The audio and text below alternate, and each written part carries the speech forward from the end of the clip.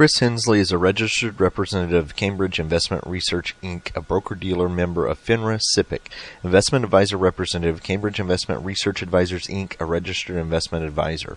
Cambridge and Houston First Financial Group are not affiliated.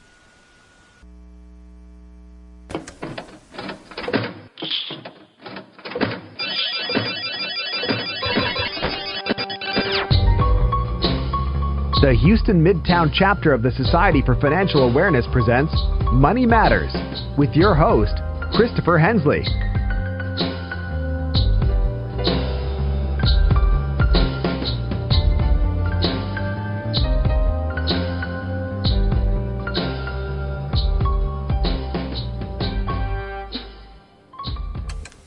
Good morning, everybody. You're listening to Money Matters on KPFT Houston. I'm Chris Hensley. Have a great show lined up for you today. When preparing for standardized tests, most students only study content and strategy, but teacher and mindfulness expert Logan Thompson claims that those are just the tip of the iceberg. In his new book, Beyond the Content, shows readers how to use mindfulness to identify and cope with hindering thoughts and emotions. What author Logan Thompson calls passengers. Thompson says that while mindfulness is already practiced in businesses, colleges, and professional sports to optimize performance, it's long overdue in test preparation. So please stay tuned. Keep listening. We do have Logan on the line, and he will be joining us very, very shortly to do kind of a deep dive into his newest book. But if you are a longtime listener, you know, we always reserve just the first few moments of the show to tell you a little bit about what's going on in Houston and the Gulf Coast area when it comes to financial literacy. And so we did have for Houston, you've heard me talk about Houston Money Week many, many times if you're a listener to this show. We did have our Houston Money Week leadership team meeting this week. And so just wanted to remind people we've updated the website. And we were having a lot of changes there, organization for the entire organization, getting ready and getting ramped up for 2020, for Houston Money Week 2020, which will take place in April. So I wanted to remind people to go to the website, which is www.houstonmoneyweek.org. You will find on that website a dynamic calendar that is going to have different events that are taking place all over the city of Houston related to financial literacy. The one thing that they all have in common is they are free, no charge, no products or sales solicitations or anything like that. Houston Money Week is a group of organizations that work together during Financial Literacy Month. So we've got for-profit partners like the banks that are doing their Community Reinvestment Act work. We've got nonprofit partners. Many nonprofit partners are participating each and every year in Houston Money Week. We've got our schools, so we've got colleges, we've got the elementary schools, we've got Junior League that's out there doing financial literacy classes for that age group, all the way up to the universities. City of Houston's participated in this in the past. And so all of these organizations come together in April to help kick off Financial Literacy Month here in Houston. With that, I wanted to also remind people that we are in a membership drive right now for KPFT. If you were listening on the FM dial and you switched over to the HD3 and you thought you were going to get away from it, well, you didn't, because we are going to remind you as well that if you are listening to KPFT, that we are commercial free, that there is no advertising when it comes to KPFT. And so one of the few places that anybody in the community can come and get a show and have a voice. But in order to do that, it is 100% community and volunteer sponsored. And so we do encourage you that if you have not, if you've been listening for free for many years and haven't become a member, then we encourage you to do so. One of the things you can do is just go to the website, kpft.org. There is a button with a heart on the right-hand side that says Donate Now. That's if you want to hit the tip jar or leave a tip. But on the bottom, you can actually become a member. You can help in the benefits of being a member, is you can help participate in the station and some of the processes that go on here as well, and we are always looking for people for that. With that, let's go ahead and get Logan on the air here. Logan, are you there? I'm here. Absolutely. Well, thank you for joining us today.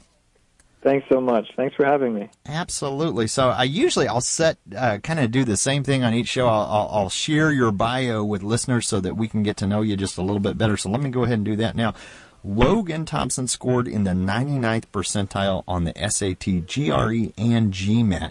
He had studied and practiced mindfulness since 2008. After earning his MBA from Vanderbilt University, Thompson lived at the Insight Meditation Society in Barre, MA for 2.5 years, spending several months in silent mindfulness retreats. He also completed a 2-year mindfulness teacher training program by Inward Bound Mindfulness Education, or IBME, and Thompson holds a Master's of Education in Human Development and Psychology from Harvard University and is an adjunct psychology professor. He has spent the past several years teaching both mindfulness and test prep for Manhattan Prep. Logan, thanks again for joining us today. Yeah, thank you. So let's kind of start off with, can you share something maybe outside of the bio with listeners so that we can get to know you just a little bit better? Sure. Outside the bio, let's say I hang out with my dog a lot. His name's Dakota. That's a good one. I've had him since he was about 6 weeks old, and now he's 9 years old, and still acts like a puppy. They tell you labs will get calmer, but oftentimes they don't. And currently I live in Cambridge, and just graduated. I think you may have read this, but just graduated from getting my master's in human development psychology. So I'm just really interested in figuring out how to help people build their mental capabilities. Absolutely. Now this book, Beyond the Content, it is, and I feel like I need to read the entire title here because it's not just Beyond the Content, it's Mindfulness as a Test Prep Advantage. Why did you write this book? Oh, yeah, great question. I was living at the Insight Meditation Society, like you said, and I was teaching mindfulness to teens and to prisoners, and then I was also in the test prep classroom teaching GMAT and GRE mostly for Manhattan Prep. And what I found was that what I was teaching to the teens and the prisoners was very relevant in the classroom, but was not part of the standardized curriculum of really any test prep company, and that is the mental performance and emotional aspect of the test. So I started peppering in some of the mindfulness techniques into the academic classroom, the test prep classroom, and found that they really had positive results and were helpful for the students. So that kind of gave way to more formally incorporating mindfulness into the classroom, and then Kaplan Publishing heard about what I was doing and offered me a book deal to write about this process and how students can learn to, I guess, understand more and improve on what I call the other half of test prep. So I love this, and you mentioned you're working with teens and prisoners, but for professionals, when I hear Kaplan as a financial advisor, that I do a lot of continuing ed to keep my licensing up, and some of that stuff's grandfathered, so I don't actually have to sit for a test that gets graded. But anytime I get a certification or anything like that, I'm back in high school again, where I'm sitting in front of the computer taking a test, and I have test anxiety. So this is relevant not just to me, but any business professionals that have that continuing education, for your high schoolers, college students. Tell us a little bit. One of the things you mentioned earlier was passengers. What does passengers mean? So the framework that I use for this problem is saying that none of us take this test alone. And what I mean by that is it's vertical. It's agnostic of what vertical people work in or what industry people work in or even what age. So you could be, like you said, you could be sitting for your fourth accounting test at 40 years old, or just being 15 years old taking your pre-SAT. Either situation, the thoughts and emotions that accompany people when they're in stressful situations often derail them, and those thought and emotional patterns usually have a theme to them. And that's what I mean by none of us take this test alone. We'll take any test alone. We'll start to, for example, you may be focusing on the problem in front of you, and then hear kind of a dialogue that you didn't necessarily sign up to hear about how you're going to miss the next problem, or about what you should have for dinner tonight, or about you not having studied enough before this. Whatever these other thoughts are, they usually occur in themes, and the book teaches people how to use mindfulness to notice and recognize their own themes of passengers that arise during high-stress situations. And that recognition is the first step to being able to identify and work with these passengers, which is just another name for common thoughts and emotional patterns that tend to arise and not help us in high-stress situations. So you said quite a bit there, and I'm taking notes here. And one of the things you mentioned was that dialogue that comes up, that kind of internal voice that, whether you wanted it or not, pops up while you're taking tests, or maybe even just in a high-stress situation. You talked about the passenger and these patterns that we see, and being able to recognize them and kind of call them out for what they are. How does mindfulness play into that? Sure. So the easiest example would be for me to give you a situation of what it looks like if someone's not being mindful. And by mindful, I just mean being able to notice with some objectivity the present occurrence of thoughts and sensations in the present moment. So someone who's not being particularly mindful, which is a lot of us a lot of the time, may be taking a test or a professional exam, and let's say they miss one part of one question, and then part of their mind thinks, well, okay, I missed this, I guess I'm probably going to miss the next one too. And if I miss the next one, then I'm not going to do well on this test. And then their mind starts to go into a story. Keep in mind, the test is right in front of them and it's being timed, but their mind is already planning on how they can prepare better for the next test, or it's regretting not preparing well enough for this test. And then it starts to compare them to the people sitting around them, saying, well, they're probably doing better than me. And as these thoughts start to happen, some of the thoughts trigger physiological responses, such as fight, flight, freeze. Cortisol starts pumping through the body because people start to get scared about their livelihood being under threat. And all of this happens without this person's awareness. So this can go on for 5 minutes as the person is kind of half aware of the test in front of them. And then 5 minutes later, they start to realize, wow, I'm really stressed. My hands are sweaty, my heart's beating fast, I don't remember what the last problem said. And that's 5 minutes lost on a test. And all that happened because they were not being aware or mindful enough when that first thought arose of, hey, if I miss this problem, I'm going to miss the next problem. If they had caught that very thought, then they could have just noticed it as a thought and then gone back to the test.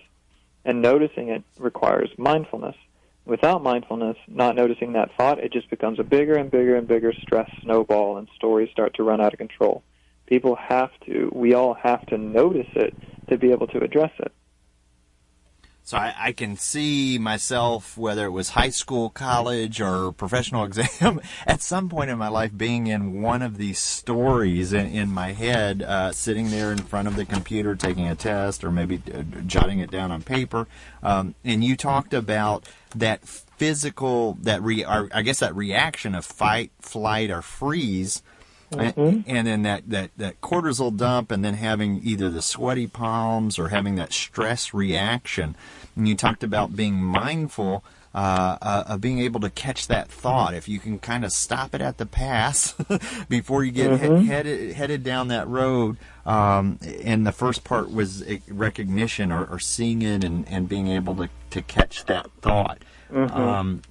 What else can you tell us about what you call breaking the chain? Sure. The recognition is the first part, and I think an important caveat here is that recognition often doesn't just happen in the stressful moments. It has to be practiced in non-stressful places, such as on a cushion in your house. You can practice mindfulness and meditation there, just noticing your breath coming in and out, and then watching your mind wander and bringing it back. It's those low-stakes scenarios that get our quote-unquote mindfulness muscles ready for being in a high-stress environment. It will not work if somebody just reads the book and then tries to apply it during a high-stress situation without practicing. So back to the question, what else is there besides just noticing? Now, sometimes noticing a passenger, let's give a particular passenger a name here just for the story. So in the book, there's one passenger called leapfrog. So leapfrog, what I call leapfrog, is a pattern of thoughts and emotions that says, if I miss this, then I'll miss the next one. So it jumps to conclusions. So let's just say that one's being present. Sometimes during the test or during a high-stress situation, it's enough just to notice, oh, there's leapfrog. There's a thought from leapfrog. And that's enough to let the mind settle and come back to focusing.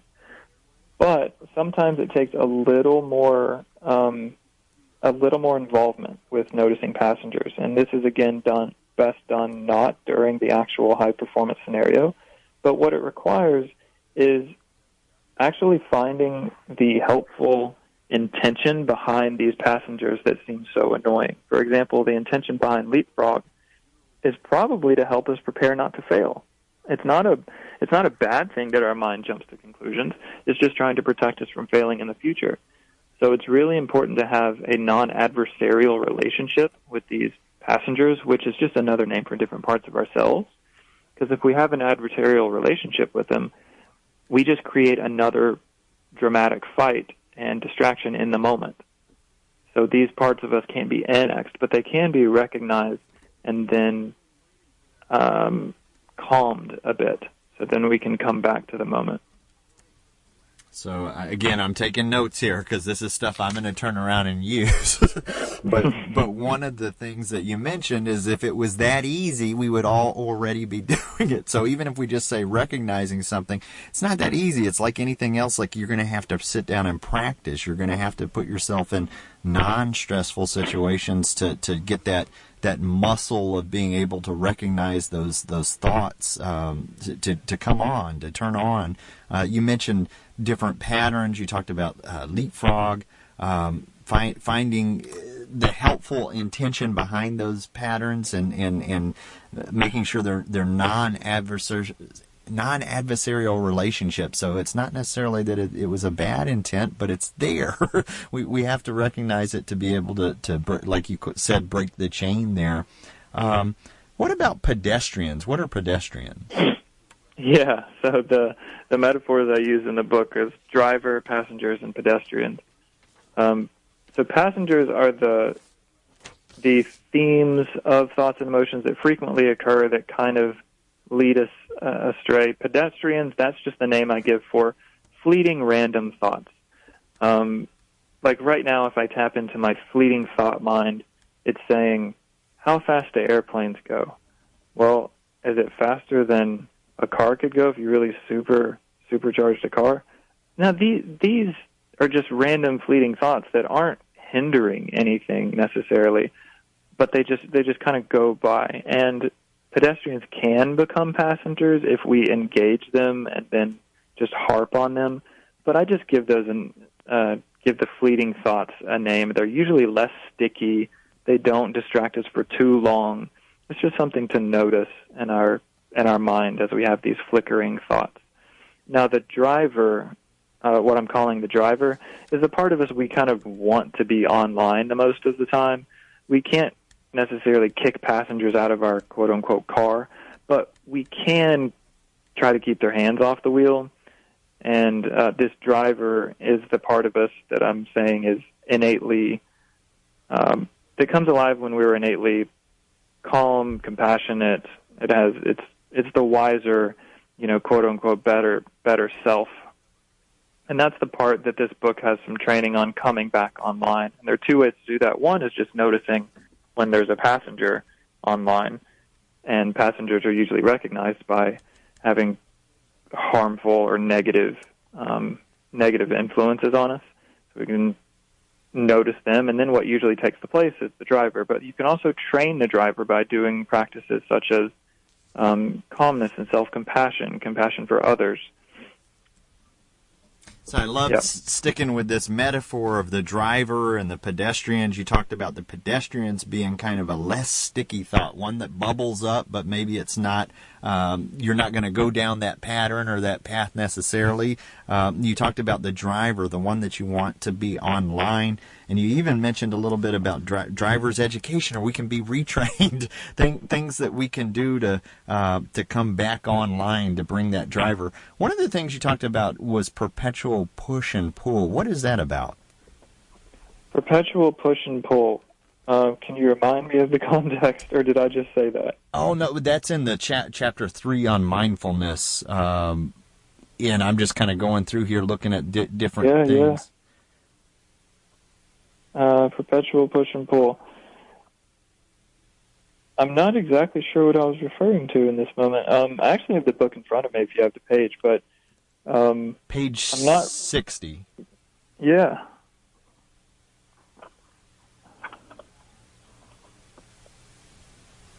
Oh, yeah. Okay. So what I'm referring to here is there's a perpetual push and pull of liking versus not liking something, and you can notice this when pretty much anything we experience. If you sit and practice mindfulness, you'll notice that things generally have a pleasant or unpleasant flavor to them, sometimes neutral, but generally pleasant or unpleasant.